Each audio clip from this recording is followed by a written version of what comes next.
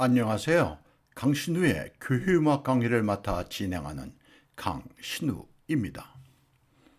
신앙인을 위한 교양 강좌 20번째 테네브레 개정 및 증보편입니다.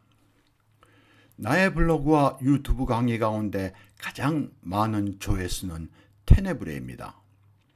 이를 더 상세히 그리고 더 많은 정보로 업그레이드하기로 마음을 먹고 새로이 개정 증보편을 마련하였습니다. 한국교회에서 테네브레에 대한 관심이 큰 것 같습니다. 한국교회에서 음악 예배라는 이름의 음악회 형식의 발표회는 가장 일반적입니다. 외국의 교회에서 성가대 음악회는 전문 성가대가 있는 교회 가운데 연중 몇 회의 음악회를 갖곤 합니다. 마치 전문 연주단체의 정기 연주회와 같은 것으로 이름 그대로 음악회입니다.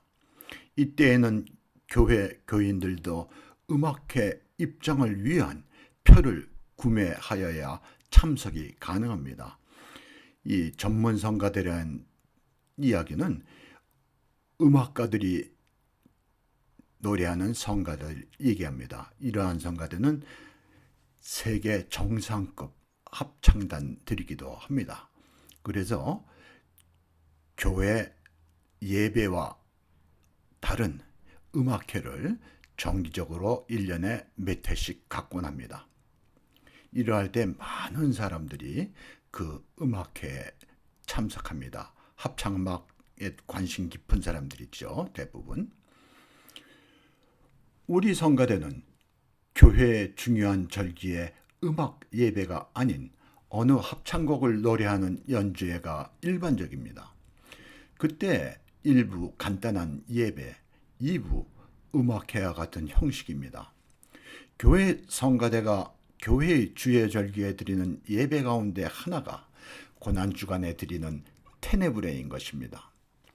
사순절과 고난주간에 성가대가 드리는 예배 가운데 테네브레 외에 십자가 위에 7말씀을 중심으로 하는 예배와 그리스도의 순환과 죽음을 내용으로 한 여러 형식의 예배가 있습니다. 교회의 절기 가운데 대강절 그리고 사순절과 고난주간에 우리와 다른 형식의 예배, 음악 예배가 있습니다. 그때 성서의 말씀이나 연관된 성시를 봉독하고 낭송하며 이에 대한 응답으로 말씀과 연관된 성가를 성가대와 회중 찬송으로 노래하는 형식입니다. 성탄 예배에서 성탄 예배와 부활절 예배에서 이 절기들이 마무리되는데 이들 예배는 통상적인 예배인 것입니다. 그러나 성탄 예배와 부활절 예배는 중요한 예배이기 때문에 음악적인 내용이 강화된 예배들을 드리곤 하죠. 사신절의 테네브레는 성서의 말씀이 지정되어 있는 것이 아닙니다. 성서에 대한 깊이 있는 지식을 가진 목회자가 테네브레 예배를 위한 성서의 말씀을 선택하고 음악 지도자가 응답의 찬송과 성가를 준비하여 드리는 예배입니다. 대강절 기간에 드리는 예배인 리슨생 캐로스와 같은 형식의 예배 역시 그 내용이 다양합니다. 우리에게 널리 알려진 캠브리지 대학의 킹스 칼리지 성가대의 크리스마스 자정에 드리는 레슨생 캐로스는 대강절 음악 예배 가운데 하나입니다. 예를 들면 옥스퍼드와 캠브리지 대학의 많은 칼리지들에서 대강절 예배는 그 내용과 형식이 다릅니다. 오직 레슨생 캐로스는 킹스 칼리지 외에 한두 칼리지에서 할 뿐입니다. 그 외의 칼리지들은 다 자체의 대강절 예배를 가지고 있습니다. 내가 경험한 테네브레 가운데 기억에 남는 예배는 미국의 콜로라도 커뮤니티 교회로 컨템플러리 예배를 드리는 교회의 테네브레 예배였습니다. 그 동영상을 올려 나의 블로그와 유튜브 강의에서 소개하였는데 그 영상이 삭제되어 유감입니다. 아마 앞부분에서 오디오가 끊긴 부분이 있었는데 그 이유가 아닌가 합니다. 그 테네브레 예배는 전통적인 재즈 연주의 악기 구성인 키보드와 기타, 콘트라베이스, 드럼, 그리고 3명의 복음성가 가수가 각기 독창을 맡아 노래하였습니다. 노래를 하였던 남성 가수가 음악 리더였는데 그 교회 목사였습니다. 그러니까 우리 시골에 얘기하면 음악 목사 그렇게 되겠죠. 담임 목사의 테네브레에 대한 해설과 예배에서 성서 봉독을 담당한 사람들의 세련된 성서 봉독은 놀라웠습니다. 특별히 담임 목사님이 테네브레에 대한 설명을 하는데 아주 인상적이었습니다. 대개 이렇게 컨템포러리 예배를 드리는 교회 교인들은 그 신앙 연수가 깊지 오래되지 않으신 분들이 대부분이라 교회 전통에 대해서 많은 지식을 갖지 못하고 있죠. 그래서 이 목사님이 예배 전에 테네브레에 대한 해설을 하는데 아주 정제되고 세련된 설명이었습니다. 그 오래된 교회, 교단 교회에서는 이런 테네브레를 새삼스럽게 해설은 하지 않습니다. 왜? 해마다 있는 테네브레니까 모든 사람들이 알고 있죠. 그러니까 더 이상 그 설명을 할 필요가 없는 것입니다. 이 교회 홈페이지에서 2024년 테네브레를 찾아 올립니다. 과거의 테네브레보다 내용과 영상이 보다 세련되었습니다. 컨템포러리 예배에 관심 있는 분들에게 큰 도움이 되리라 믿습니다. 이 주소창을 더보기에 올리겠습니다. 이거는 유튜브가 아니고 교회 홈페이지에서 따와서 업로드하는데 시간이 꽤 걸리더군요. 다른 테네브레는 미국 미시간에 있는 칼빈 신학교에서 있었던 테네브레입니다. 학생과 교수들이 함께 협업으로 이루어진 예배입니다. 성가대의 음악은 찬송을 소박하게 부르고 댄싱팀이 단순한 춤 동작과 함께 촛불을 끄는 것이 인상적입니다. 한편 말씀과 관계된 상징적인 그림이 영상으로 계속 나타납니다. 이 예배에서 오르갈 담당한 사람은 한국분이었습니다. 학생인지 스태프인지는 잘 모르겠습니다. 이 신학교 음악 교수가 우리 아리랑 곡절을 편곡하여 미국 찬송가에 채택한 것으로 알고 있습니다. 이 예배 마지막 부분에 굉음 소리가 있습니다. 이 굉음 소리는 스트레피투스라고 하는데 지진 소리입니다. 예수님이 돌아가시고 나서 지진이 있죠. 이에 대한 설명은 또 나중에 또 하겠습니다. 우리 신학교에서도 이러한 예배가 소개되었으면 하는 바람입니다. 이 주소창 역시 더보기에 올리겠습니다. 테네브레나 대강절에 드리는 음악 예배를 위하여 목회자들과 음악 지도자들의 협업이 필요합니다. 이는 마치 연극의 연출과 같은 과정, 성서 봉독자들의 훈련 준비 과정과 같은 것입니다. 그러나 한국교회는 이를 위한 시스템이 없는 것입니다. 전임 음악 지도자가 없는 것이 그 첫 번째 이유입니다. 우리 교회에서 성서의 말씀은 설교를 통해 소가 되삭임질 하듯 신자들에게 전해져 봉독되는 성서의 말씀만 듣고 이해하는데 익숙하지 못합니다. 이는 성서 일과에 의한 성서 봉독이 일반화되지 않았기 때문이기도 합니다.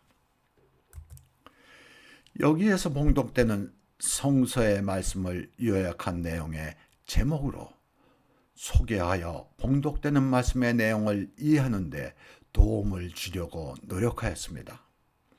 소개되는 테네블의 예배는 그 내용이나 형식이 전통적이라 하겠습니다. 예수님을 상징하는 촛불이 나간 뒤에 지진 소리인 스트레피투스 굉음이 있습니다.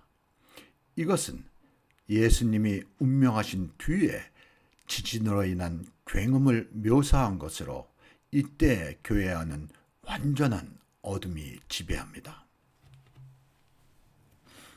테네블의 예배를 위한 글입니다. 테네블에는 초대 교회 때부터 성고난주간에 드려온 예배입니다.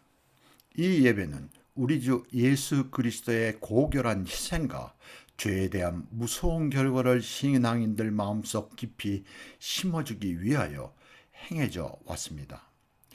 테네브레의 뜻은 어두움입니다.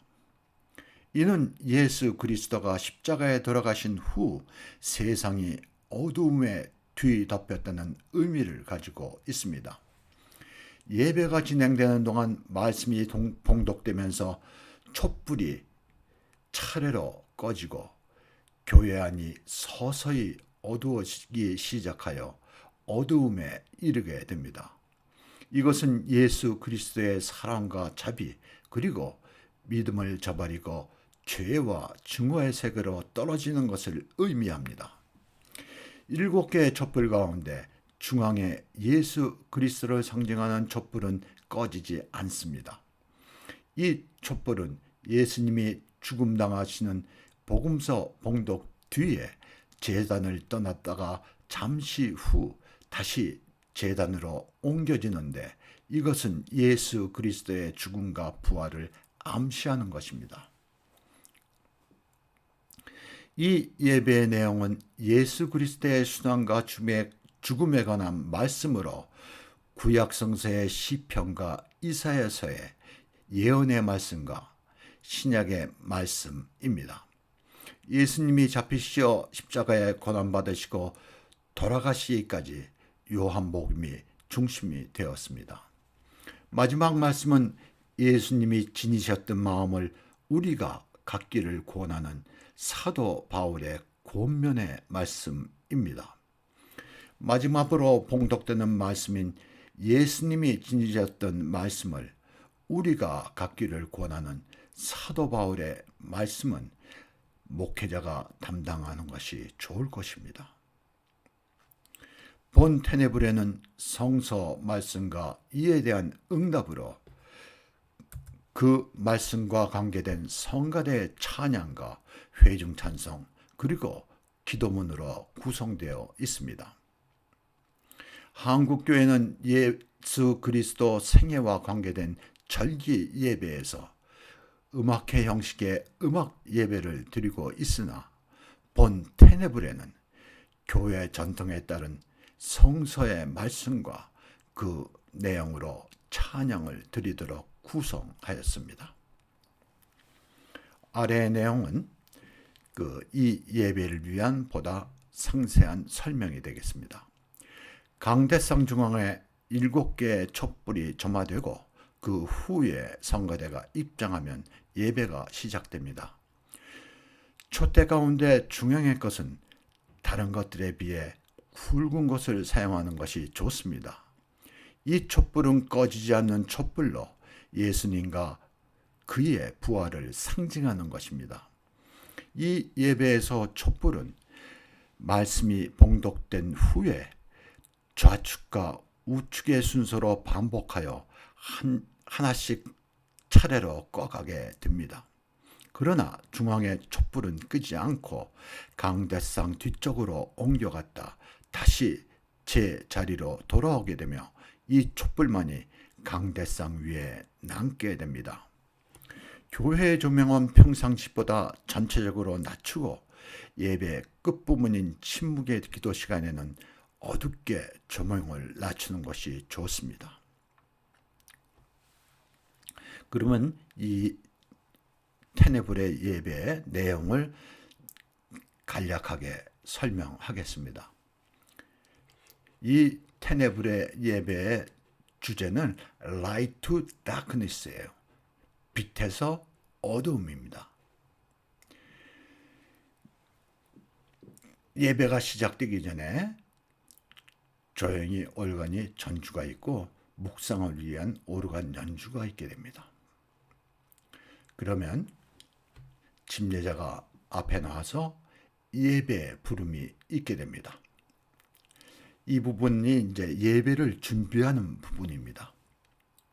예배 부름을 내가 읽어보겠습니다. 우리 주 예수 그리스도는 단 한 번 지성소에 들어가셔서 염소와 송아지의 피가 아닌 당신 자신의 피로서 우리에게 영원히 속죄받을 길을 마련해 주셨습니다. 주여, 당신은 우리의 죄를 대신하여 십자가에 달리셨으며 그로 인하여 우리가 영원한 생명을 얻게 하셨나이다. 오늘을 기억하는 모든 사람들에게 주 안에서 새 생명을 얻게 하여 주소서. 십자가에서 우리를 위해 고난과 죽음을 당하신 우리 주 예수 그리스도의 이름으로 기원합니다. 아멘. 그러고 나서 개회 찬송이 있겠습니다. 이 개회 찬송은 알맞은 찬송을 선택해서 회중과 함께 부르면 되겠습니다. 개회 찬송이 끝난 뒤에 자비를 구하는 기도가 있게 되겠습니다. 이 자비를 구하는 기도는 우리가 일상 예배에서 예배를 시작하면서 죄의 고백과 용서가 있죠. 그 기도에 해당하는 기도입니다. 이 기도는 이 예배에서의 기도는 모두 집례자와 회중이 주고받는 형식으로 되어 있어요. 근데 한국 교회에서는 대개 예배가 한 사람이 기도를 하면 회중은 눈을 감고 경청하다가 마지막에 아멘으로 응답하는 것이지만 그것은 사실은 부흥 집회와 같은 경우 그리고 어떤 간략한 모임에서 드리는 기도입니다. 예배에서는 전통적으로 그러한 기도는 일반적이지 않습니다. 예배에서는 집례자와 회중이 이렇게 주고받고 하는 형식의 기도가 더 일반적입니다. 이 기도의 또 다른 신학적 의미는 예배의 회중이 참여하는 것입니다. 일방적인 기도를 듣고 있다가 응답하는 것이 아니고 한 말씀 한 말씀 회중이 응답하는 것으로 회중의 참여를 유도하는 것입니다. 그러면 내가 앞부분에 두 부분만 한번 읽어보겠습니다. 하늘에 계신 아버지 하나님, 우리에게 자비 베푸소서. 이 부분 같은 것도 이제 연출이 사실은 필요합니다. 집례자가 하늘에 계신 우리 하나님하고 일정한 간격을 두고 마이크를 통해서 우리에게 자비 베푸소서를 회중과 함께합니다. 이때 성가대가 집례자와 미리 연습을 해서 함께하면 회중이 혼란스럽지 않게 아주 질서 있게 기도를 드릴 수 있습니다. 이러한 연출이 필요합니다. 이러한 예배에서 세상의 구세주이시며 성자이신 하나님, 우리에게 자비를 베푸소서. 마지막 부분입니다.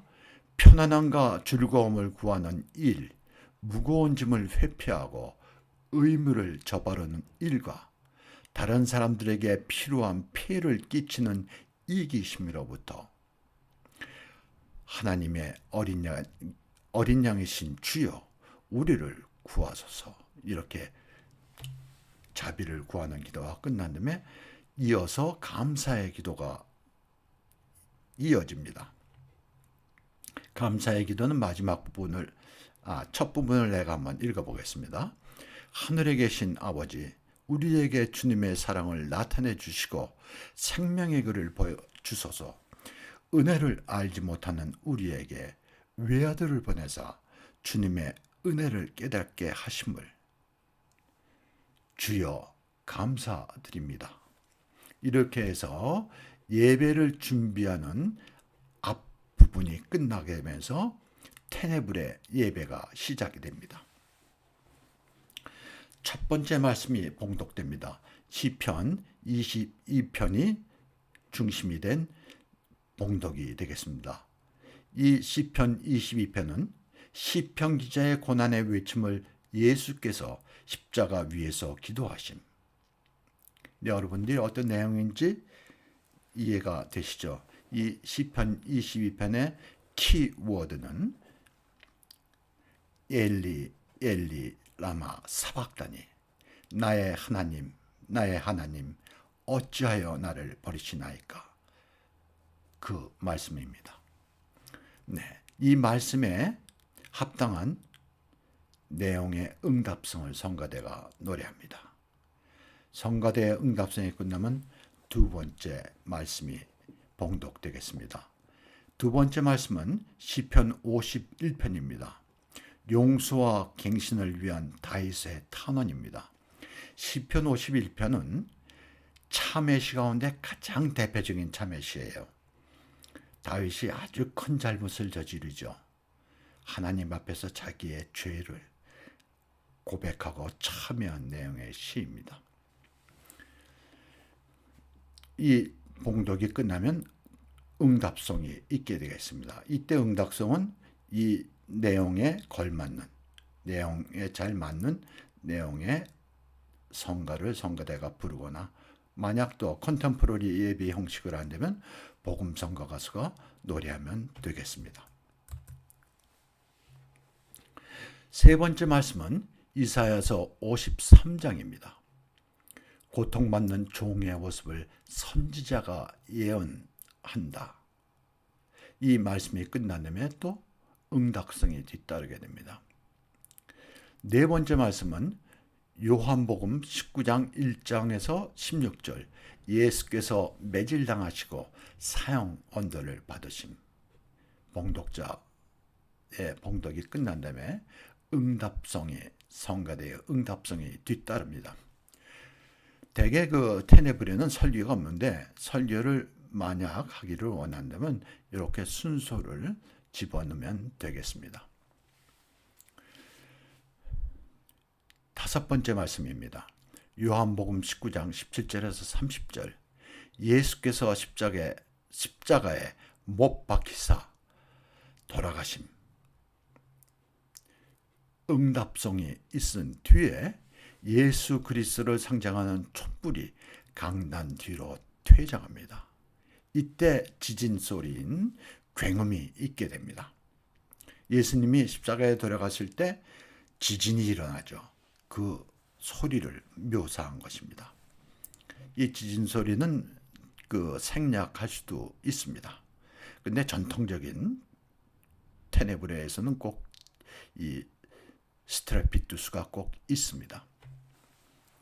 말씀 여섯 번째입니다. 요한복음 19장 31절에서 42절입니다. 무덤에 묻히신 우리 주 그리스도, 이에 대한 응답성이 있게 되겠습니다. 마지막 말씀인 일곱 번째 말씀입니다.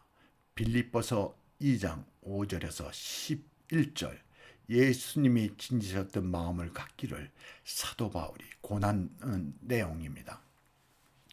저는 이때 목사님이 강대상 중앙에 나와서 이 말씀을 암송하고 암기해서 팔을 앞으로 벌려서 교인들을 다 향해서 팔을 앞을 번해서 이 말씀을 봉독하면 아주 큰 효과가 있을 것 같습니다.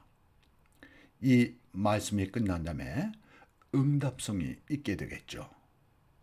그러면 강대산 뒤로 옮겨졌던 예수 그리스도를 상징하는 촛불이 등장해서 제 자리에 위치하게 됩니다. 예수님의 부활을 암시하는 거죠.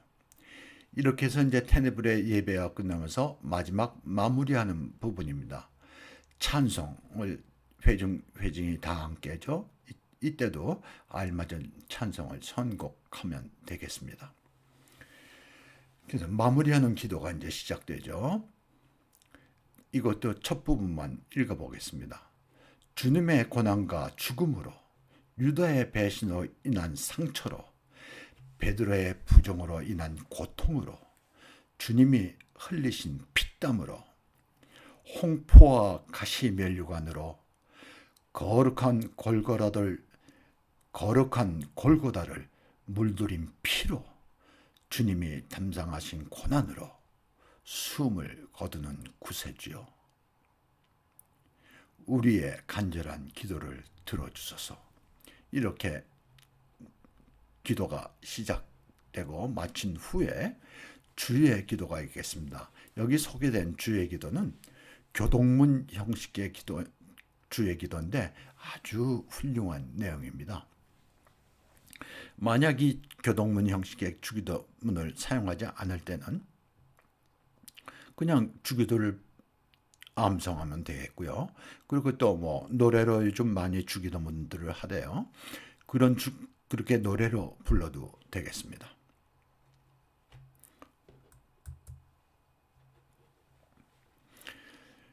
이 주기도문이 다 끝난 다음에 나라와 권세와 영광이 아버지께 영원히 있사옵니다. 아멘. 끝난 다음에 침묵의 기도가 있겠습니다. 그때 집례자가 다 같이 우리의 죄를 대신하여 십자가에 돌아가신 우리 주 예수 그리스도의 거룩한 고난과 희생을 깊이 묵상하며 기도하신 후에 각자 조용히 교회를 떠나십시오. 그렇게 말씀하고 이제 회중이 각자 침묵의 기도가 시작되겠습니다. 이때 교회 안은 최소한의 조명만을 합니다. 앞서 소개한 테네브레의 유튜브 주소창은 더보기에 올리고 지진소리, 스트레피투스 효과음은 유튜브에서 찾을 수 있습니다. 여러분들이 적당한 유튜브에서 효과음을 찾아서 사용하시면 될 것 같습니다. 오늘 강의는 이것으로 마치겠습니다. 감사합니다.